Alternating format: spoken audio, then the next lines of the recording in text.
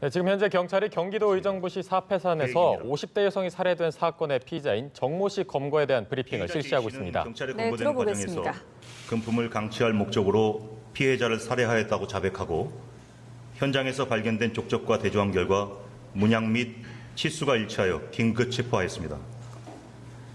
피의자 제이 씨는 일정한 주거와 직업이 없이 일용 노동자로 생활하던 중 금년 4월경 의정부에 와서 2개월가량 만화방 등에서 기거하며 생활하였고 행적은 지속 확인 중에 있습니다.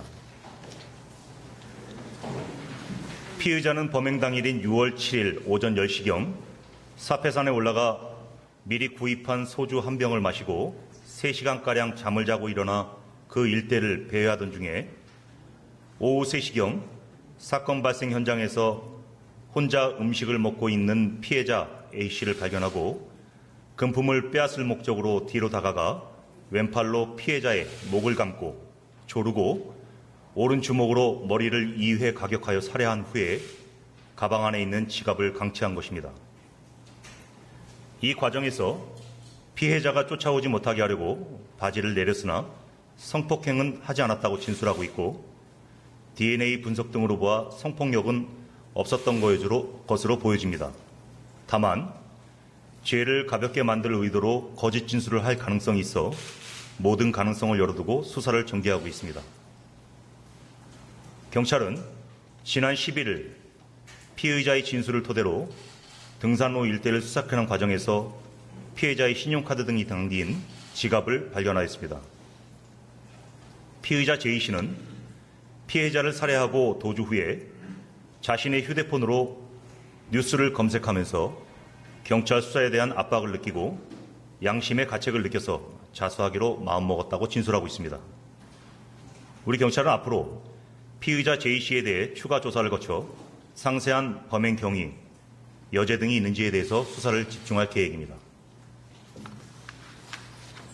이상 보도자료를 읽는 것을 마치고 질문을 받도록 하겠습니다. 먼저 가급적이면 검거 과정에서부터 좀 시간대별로 이렇게 하는 것이 받으시는 분이나 말하는 사람이나 좀 편리할 것 같습니다. 질문해 주십시오. 성폭행을 하려다가 인수에 있을 가능성이 있지 않나요? 그 의무가 있나요? 저희가 일단은 피의자를 조사하는 과정에서 피의자의 진술이라든가 DNA 분석 그런 등으로 봐서 성폭행은 현재까지는 없었던 것으로 보여지고요. 다만 지금 약간 혼선이 있는 것이 기존의 남성 DNA로 발견되어서 기 발표되었던 그 채모는 음모가 아니고 이제 채모 머리카락이고요. 그 머리카락에서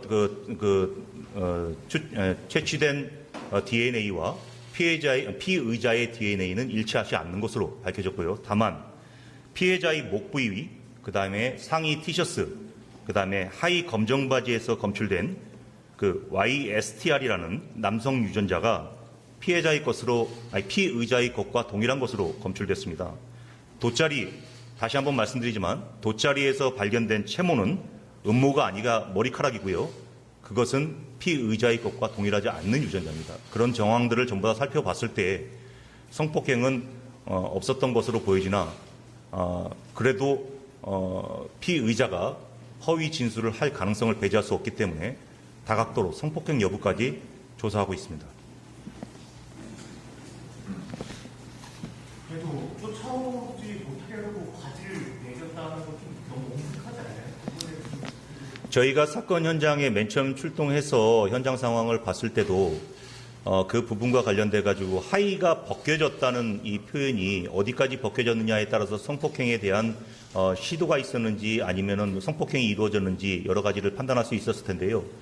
그 내려진 부분 자체가 엉덩이 밑에까지 내려온 부분이 아니고 살짝 걸쳐져 있었던 부분이었고, 그리고 국가수의 그 부검이 소검 결과에 보면 성폭행이 이루어지면 반드시 질내에 상처가 남게 되어 있는데 그 상처도 전혀 찾아볼 수 없고요.